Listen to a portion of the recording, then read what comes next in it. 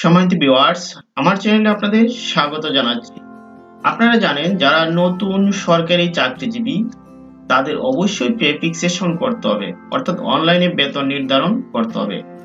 সেই অনলাইন বেতন নির্ধারণ কিভাবে করতে হয় তাই আজকে আমি দেখিয়ে দেব। আপনি সরকারি প্রাথমিক বিদ্যালয়ের শিক্ষক কিংবা যে কোনো অফিসেই আপনি জয়েন করেন না কেন, আপনার অবশ্যই পে ফিক্সেশনে বেতন নির্ধারণ করতে হবে। তাই সেই ভিডিওটি শুরুর পূর্বে আপনাদের কাছে একটি বিশেষ অনুরোধ, আপনারা যদি আমার চ্যানেলে নতুন হয়ে থাকেন প্লিজ আমার চ্যানেলটি সাবস্ক্রাইব করবেন, ভিডিওটি ভালো লাগলে লাইক দিবেন এবং শেয়ার করবেন।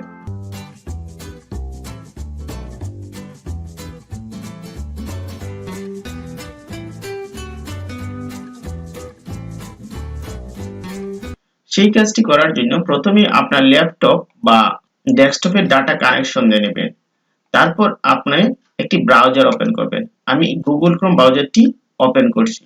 হ্যাঁ, গুগল ক্রোম ব্রাউজারটি যখন ওপেন হবে তখন এই যে অ্যাড্রেস বার আছে, এখানে অ্যাড্রেস বারে শুধু আপনারা পে ফিক্সেশন টাইপ করলে হবে। পে ফিক্সেশন দেখেন, PAY, দেন পে ফিক্সেশন যখন টাইপ করবেন, টাইপ করার পর একটা এন্টার দিবেন। আমি যখন এন্টার দিলাম তখন কতগুলো লিংক আমাদের সামনে চলে আসবে।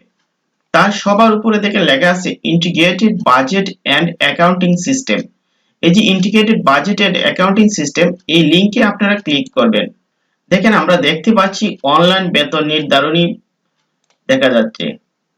এই ক্ষেত্রে এই জায়গাটা পরে নেবেন। যেসব প্রস্তুতি লাগবে, আপনার জাতীয় পরিচয়পত্র লাগবে, মোবাইল নম্বর লাগবে এবং বেতন নির্ধারণ সংক্রান্ত অফিস আদেশ লাগবে এবং নতুন নিয়োগের ক্ষেত্রে শিক্ষাগত সনদ, দানপত্র, স্বাস্থ্যগত সনদ ইত্যাদি সার্টিফিকেট লাগবে। সেগুলা PDF ফাইল অথবা JPG ফাইল হলেও হবে। তারপর এইসব পড়ার পর এই যে পরবর্তী বাটনে ক্লিক করবেন। তারপর আবার একটা জরুরি নির্দেশনা আসছে, এগুলো একটু পরে নেবেন আপনার কি কি কাজ লাগবে। এক্ষেত্রে একটা বক্স আছে, এখানে রাইট মার্ক করে দিবেন। আমি প্রিন্ট নিয়েছি, পড়েছি এবং বুঝেছি, এখানে ক্লিক করবেন। তারপর এই পরবর্তী বাটনে ক্লিক করবেন।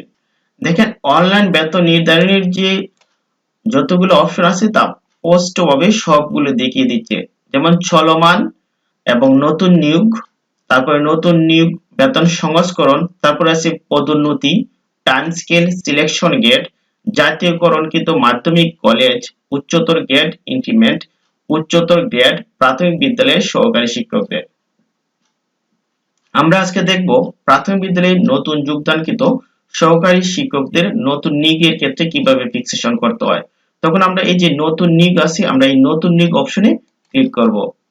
দেখেন লেখছে অপ্রয়োজনীয় এই অপশনে প্রবেশ করলে পরবর্তীতে প্রয়োজনীয় সময়ে এন্ট্রি দিতে জটিলতা তৈরি হবে, তাই খেয়াল খুশি মতো এগুলো না এন্ট্রি করাই যথেষ্ট ভালো। তারপর আপনারা হা বাটনে ক্লিক করবেন। তারপর আপনি যে ডিপার্টমেন্টে চাকরি করেন সেই ডিপার্টমেন্টের দেখিয়ে দিতে হবে। আমরা দেব বেসামরিক। বেসামরিক সিলেক্ট করার পর আমরা দেখব নতুন একটা পপ আপ উইন্ডো আসছে। দেখেন লেখা আছে integrated budget and accounting system, এখানে লেখা আছে অনলাইন বেতন নির্ধারণী লগইন। এই লগইন এর ক্ষেত্রে আপনার ন্যাশনাল আইডি নাম্বারটি এখানে টাইপ করতে হবে। ন্যাশনাল আইডি নাম্বারটি টাইপ করার ক্ষেত্রে আপনার মনে রাখতে হবে আপনি চাকরি ক্ষেত্রে যে ন্যাশনাল আইডিটি ব্যবহার করছেন সেই আইডিটি দিবেন, তবে অবশ্যই 10 ডিজিট অথবা 17 ডিজিট দিবেন। যদি কারো 13 ডিজিট থাকে সেক্ষেত্রে তার জন্ম সালটি যদি তার 13 ডিজিটের আগে সংযুক্ত করে তাহলে 17 ডিজিট হয়ে যায়। আমি যে নাম্বারটি এন্ট্রি দিচ্ছি সেই নাম্বারটি এখানে টাইপ করে দেব। তারপরে এই এনআইডি নাম্বার পর এখানে জন্ম তারিখ অর্থাৎ ডেট অফ বার্থ সেটা টাইপ করে দিতে হবে। তারপর যে মোবাইল নাম্বারটা সেই মোবাইল নাম্বারটা টাইপ করতে হবে এখানে। তারপর এই এখানে গিয়ে এই যে নিচে যে ক্যাপচাটা আছে এই ক্যাপচাটা এখানে টাইপ করতে হবে। এই সবগুলো টাইপ করার পর এখানে লগইন আছে, এই লগইন এ ক্লিক করতে হবে। তবে মনে রাখতে হবে এই ক্যাপচার যে অক্ষরগুলো যদি কখনো ভুল হয় তাহলে আপনারা আবার এই অক্ষরগুলো সঠিক করে দিবেন। তবে অবশ্যই কোনো ডিজিট বা কোনো কিছু টাইপ করতে ভুল করবেন না। আমি এখন এগুলো টাইপ করে লগইন করছি। প্রথমেই ন্যাশনাল আইডি দেওয়ার পর এখানে ডেট অফ বার্থ দিতে হবে, তারপরে মোবাইল নাম্বার, আপনার সমস্ত তথ্য এখানে ন্যাশনাল আইডি, তারপর ডেট অফ বার্থ, তারপরে মোবাইল নাম্বার, ক্যাপচা টাইপ করার পর এই লগইন এ ক্লিক করতে হবে। আমি লগইন এ ক্লিক করছি। দেখেন এখানে একটা নোটিশ আসছে, পরবর্তী ধাপে লগইন এর জন্য আপনার মোবাইলে প্রেরিত 4 সংখ্যার ভেরিফিকেশন নম্বরটি এন্ট্রি দিতে হবে। আমি ওকে তে ক্লিক করব। দেখেন লেখছে ক্যাপচা টেক্সট নট ম্যাচিং, অর্থাৎ ক্যাপচাটা মিলে নাই। তাহলে এখানে ক্যাপচাটা আমাকে আবার টাইপ করতে হবে। এখন কি দিছে 3KBF3, তারপর আবার লগইন করি, তারপর ওকে। এখন ক্যাপচাটা মিলে গেছে। এখন মোবাইলে একটা ওটিপি আসবে, এই ওটিপিটা এখানে টাইপ করে দিতে হবে। দেখেন ওটিপিটা যখন মিলে যাবে তারপর এই ভ্যালিডেট আছে, এই ভ্যালিডেটে ক্লিক করতে হবে। যখন ভ্যালিডেটে ক্লিক করবে আপনি পুরো ফর্মটা পেয়ে যাবেন। দেখেন এখানে পূর্ণ ফর্মটা চলে আসছে। এখন এখানে যেসব তথ্যের প্রয়োজন তা প্রত্যেকটি তথ্য এখন যথাযথভাবে আপনারা অবশ্যই এন্ট্রি দেবেন। প্রথমে যে কাজটা করতে হবে, আপনি কোথায় থেকে বেতন নেবেন সেটা প্রধান হিসাবরক্ষণ কর্মকর্তা কার্যালয় থেকে নিলে এটাতে ক্লিক করবেন। জেলা হিসাবরক্ষণ কর্মকর্তা কার্যালয় থেকে নিলে এখানে ক্লিক করবেন। আর যদি উপজেলা হিসাবরক্ষণ কর্মকর্তা কার্যালয় থেকে নেন তাহলে এই উপজেলা সিলেক্ট করে দিতে হবে। আমি উপজেলা হিসাবরক্ষণ কর্মকর্তা কার্যালয় সিলেক্ট করে দিলাম। তারপর এখানে বিভাগ আছে, সেই বিভাগটা দিতে হবে। আমি বিভাগটা সিলেক্ট করে দিলাম। তারপর জেলা আছে, আমি জেলাটাও সিলেক্ট করে দিলাম। তারপর উপজেলাটা কোন উপজেলা, সেই উপজেলাটা এখানে সিলেক্ট করে দিতে হবে। তারপর বলা হচ্ছে এই যে কর্মচারীর নাম বাংলায়, তবে মনে রাখতে হবে একেবারে একই নামটা দিতে হবে। আমি বাংলা নামটা দিলাম। তারপরে কর্মচারীর নাম ইংলিশে, আমি সেটা ইংলিশে টাইপ করে দিলাম। দেখেন নাম এগুলা দেওয়ার পর এখানে একটা ইমেল চাইছে, আমি সেই ইমেলটা এখানে টাইপ করে দিয়ে দিলাম। তারপরে এখানে একটা নিগ আদেশ চাইছে। দেখেন নিগ আদেশ নম্বর মনে রাখতে হবে, যেহেতু আপনি বর্তমানে 20 সালে নিগের যে সার্কুলার যারা যোগদান করছেন তাদের যে 22 তারিখে বিভিন্ন জেলা প্রাথমিক শিক্ষা অফিসে যোগদান করছিলেন সেই যে নিয়োগপত্র, সেই নিয়োগপত্রের তারিখটা এখানে টাইপ করে দিবেন। যেমন সেই নিয়োগপত্রের তারিখ যে স্মারক নম্বরটা, সেই স্মারক নম্বরটা এখানে টাইপ করে দিবেন। আমি দেখি আমার কাছে যে নিয়োগপত্রটা আছে সেখানে স্মারক নম্বরটা কি উল্লেখ করা আছে। হ্যাঁ, এখানে স্মারক নম্বরটা হচ্ছে সেটা 38469000। এই যে স্মারকটা যেটা দেখা যাচ্ছে এই স্মারকটা আপনাকে টাইপ করে দিতে হবে। এটা হচ্ছে সুনামগঞ্জ জেলার জন্য এই স্মারকটা। আপনাদের জেলা যেটা স্মারক নম্বর উল্লেখ করা আছে আপনারা সেই স্মারকটা দিবেন। অবশ্যই আপনার প্রথম যে নিয়োগপত্র ছেড়ে দেওয়া হয়েছে তার শেষের দিকে যে স্মারক নম্বর সেই স্মারকটা দিবেন।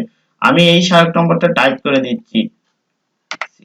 দেখেন আমি যে স্মারক নম্বরটা পাইছি সেই স্মারকটা এখানে টাইপ করে দিলাম।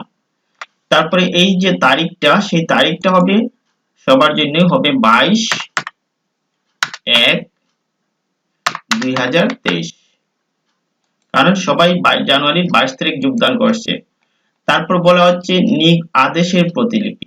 দেখেন এই নিগ আদেশের প্রতিলিপি যেটা হচ্ছে সেটা হচ্ছে পিডিএফ ফাইল বা জেপিজি তে দিতে হবে। আমি কয়েকদিন আগে একটা ভিডিও দিয়েছিলাম যে প্রত্যেক সরকারি প্রাথমিক বিদ্যালয়ে নিয়োগপ্রাপ্ত সকল সহকারী শিক্ষক তারা যেন তাদের মোবাইলে প্রত্যেকটা ডকুমেন্ট যেন স্ক্যান করে রাখেন।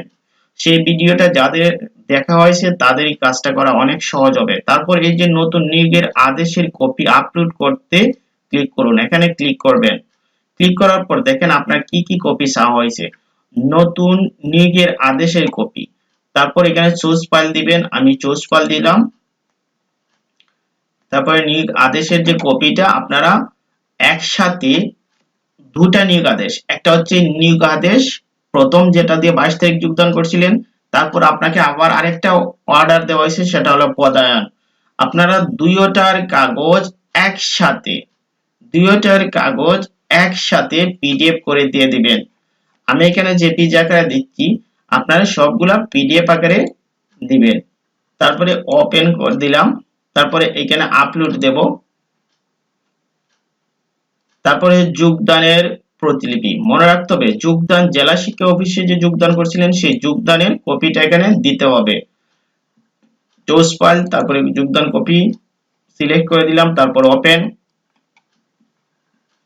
তারপর এইগুলা সিলেক্ট করে দেওয়ার সাথে সাথে ডান দিকে আপলোড দিতে হবে, আমি আপলোড দিয়ে নিলাম। তারপরে স্বাস্থ্যগত সনদ অর্থাৎ মেডিকেল ফিটনেস, যেটা আপনারা সিভিল সার্জনের কার্যালয় থেকে নিয়েছিলেন।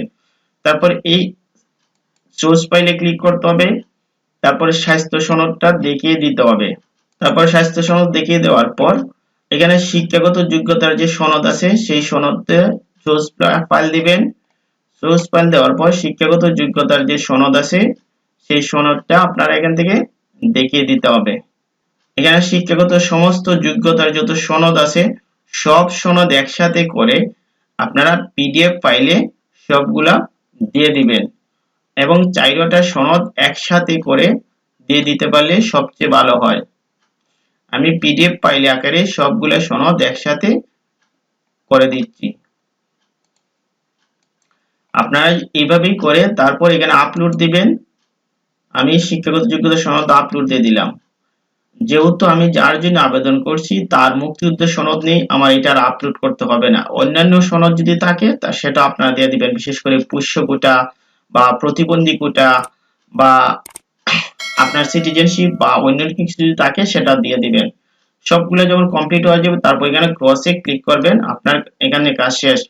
তারপরে এখানে দিতে হবে যোগদানের তারিখ, আপনি কত তারিখ লেখেন যোগদানের তারিখ। এই যে নিয়োগ আদেশটা যে তারিখে জারি করছিল সেই তারিখটা হবে এখানে, সেই তারিখটা হচ্ছে 3 তারিখ। আমি সরি ভুল দিয়ে দিছি, নিয়োগ আদেশটা জারি করছিল 3 তারিখে, 3/1/2023।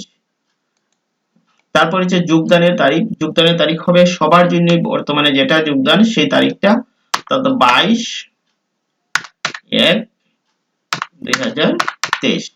এবং যে যেদিন যোগদান করে থাকেন যদি কোনো কোথায় 22/1 এর পরিবর্তিত হয় বা অন্য কোনো ডিপার্টমেন্টে, সেটা যদি যে তারিখে যোগদান করবেন সেই যোগদানের তারিখটা এখানে উল্লেখ করে দিবেন। তারপর হচ্ছে এটা কি ক্যাডার কি নট ক্যাডার, এটা প্রযোজ্য নয় দেব যদি সহকারী শিক্ষক। তারপরে পরিচিতি নম্বর, সেখানেও পরিচিতি নম্বর নেই। তারপরে মন্ত্রণালয়, যদি প্রাথমিক শিক্ষা মন্ত্রণালয়ে যোগদান করে থাকেন, যেহেতু প্রাথমিক বিদ্যালয়ের সহকারী শিক্ষক সেহেতু হবে প্রাথমিক ও গণশিক্ষা মন্ত্রণালয়। আর অন্য কেউ যদি অন্য কোনো মন্ত্রণালয়ে যোগদান করে থাকেন তাহলে তার নিজস্ব মন্ত্রণালয় দিয়ে দিবেন।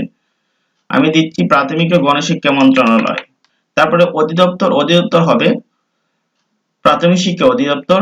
তারপর হবে অধস্তন অফিস বা অপারেশনাল গ্রুপ, সেটা হবে এই যে সরকারি প্রাথমিক বিদ্যালয়।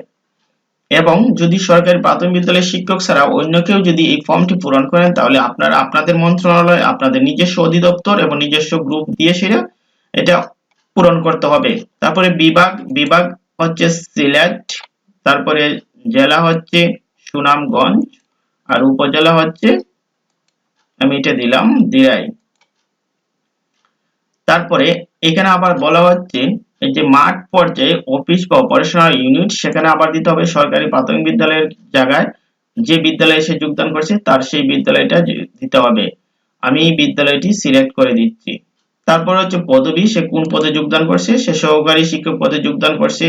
যদি অফিস সহকারী কাম কম্পিউটার হয় তাহলে সেটা, আর দপ্তরি কাম নৈশপরি হলে এটা। এইরকম যার যত পদ আছে সেই পদে উল্লেখ করে দিতে হবে। আমি সহকারী শিক্ষক দিলাম। তারপর হচ্ছে বেতন গ্রেড নির্বাচন করুন। বেতন গ্রেড হবে সহকারী শিক্ষকদের ক্ষেত্রে 13, আর অন্য কোনো দপ্তরে যোগদান করলে আপনার নিয়োগপত্রের যে গ্রেড আছে সেই গ্রেড উল্লেখ করে দিবেন। তারপর হচ্ছে অতিরিক্ত ইনক্রিমেন্ট প্রাপ্য কিনা। হ্যাঁ, সহকারী শিক্ষকদের ক্ষেত্রে অতিরিক্ত ইনক্রিমেন্ট প্রাপ্য নয়, এক্ষেত্রে না দেব। তারপর এই সমস্ত ডাটা এন্ট্রি দেওয়ার পর এই যে কস্টটা আছে কস্টটা দেখুন ক্লিক করবেন। আমি দেখি আমার কস্টটা কি দেখাচ্ছে। হ্যাঁ, কস্টটা কেন দেখাচ্ছে, এক্ষেত্রে তার প্রত্যেকটি তথ্য দেখা যাবে। যদি মনে করেন আপনার সমস্ত তথ্য সঠিক আছে তাহলে এই যে দাখিল করুনে ক্লিক করবেন।